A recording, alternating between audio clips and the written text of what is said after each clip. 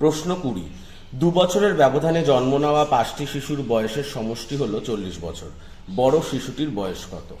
আচ্ছা, 2 বছরের ব্যবধানে জন্ম নিয়েছে 5খানা শিশু। তাহলে প্রথম শিশুটির বয়স যদি আমি এক্স ধরি, প্রথম শিশুটি মানে সব থেকে ছোট শিশুটির বয়স যদি আমি এক্স ধরি, তাহলে তার থেকে বড় কে কত বয়স হবে? তার থেকে বড় যে তার থেকে এক্স প্লাস 2 হবে, এবং আর তার থেকে যে বড় সে আরও 2 বছরের বড়, তাহলে এর থেকে এক্স প্লাস 4, আর একজন কত এক্স প্লাস 6, আর একজন কত এক্স প্লাস 8। তার মানে 5খানা শিশু বলেছে, তাহলে একজন আর এক্স বছর, তাহলে আর একজনের এক্স প্লাস 2 বছর, এরকম সবাই 2 বছরের ব্যবধানে হয়েছে। বলছে কি এদের বয়সের সমষ্টি, মানে এদেরকে যদি আমি যোগ করে দিই, এদের বয়সের সমষ্টি কত বলে দিয়েছে? 40 বছর।